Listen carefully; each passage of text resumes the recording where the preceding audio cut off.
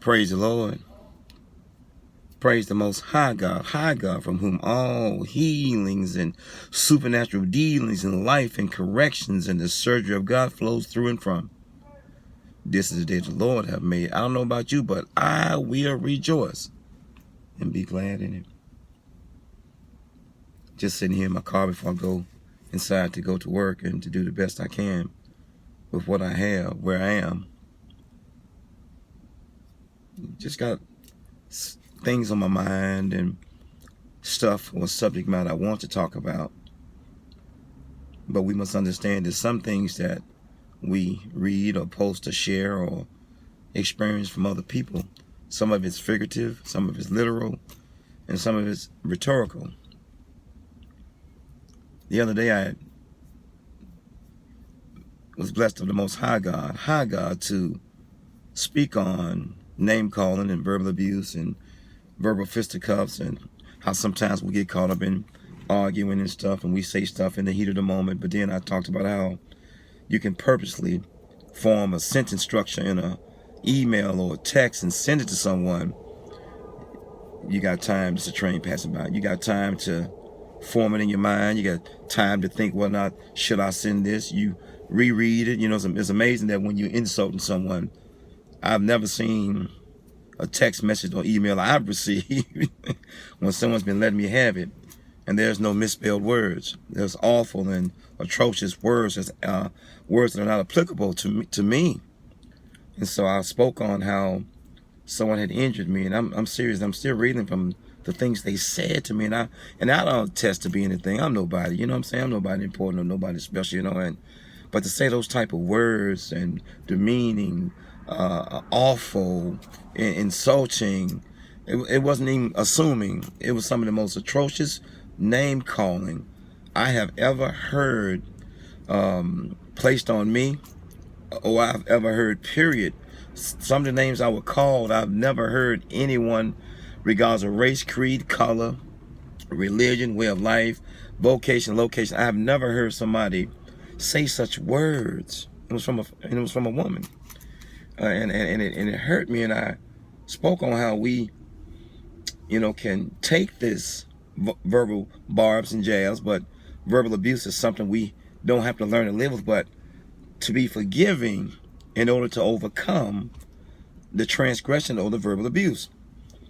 And I had a gentleman come up on my page and said that I was delusional and narcissistic because I think this way, that we shouldn't verbally abuse one another. When you're wrong, and it shouldn't be this way. And I just wonder, how am I delusional and narcissistic? Because I believe in treating people kind and polite.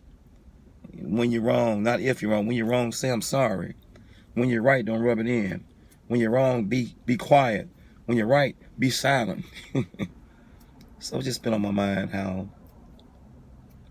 people can injure us with their words, and they can say 99 things wrong to you. You can say one thing back to them, and they remember the one, but not the 99 words they spoke.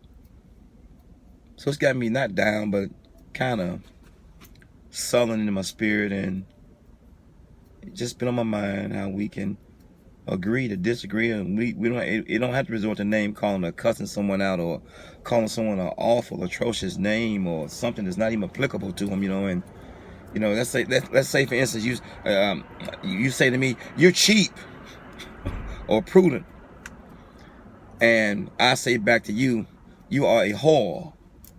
Cheap and whore, get it? I hate to teach like this, but I have to. It's not even applicable. That's not even verbal barbs or jabs. That is awful. Cheap versus calling somebody a whore. I hate to use that word, but I got to teach in some way, shape, or form, because we are all adults. And so, as I go in the building, as I go to work, I want you all to know that I'm praying for the individual who injured me. I'm praying for the stance they've taken. They've blocked me. Won't return my calls, and I didn't insult, I didn't assume, I just responded, hey, that's some awful things you said to me, you shouldn't speak this way, and we're responsible for how we treat one another. Well, what about what you said to me? I said in defense of myself what I said, but I didn't insult you and I didn't injure you. I pray if I did, I'm sorry. But I got to let it go and let God, and I'll forgive you. And I pray your heart and mind heals, and I pray that, you know, your understanding and your perception of just because this is my mouth, you have the right to injure someone. Yeah, this is your mouth, but we don't have the right to injure somebody else's heart as I leave this alone. So when we all stand before the Most High God in the day of judgment, the sinner's day in God's court, God is not going to ask me, why did this person insult or injure me or mistreat me? He going to ask me, why did you insult that person and didn't apologize? Why did you mistreat that person and didn't treat them better or let them go? Why didn't you reconcile with this person when you know you could have?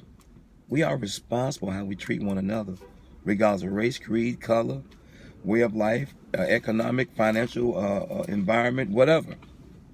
So I thought I would just speak on that. And I pray I'm not too delusional or narcissistic, because I believe in talking to people, right, and being in a partnership and teamwork, and you know, and working together. You know, it says two are better than one, because when one falls, you have the other one to pick him or her up.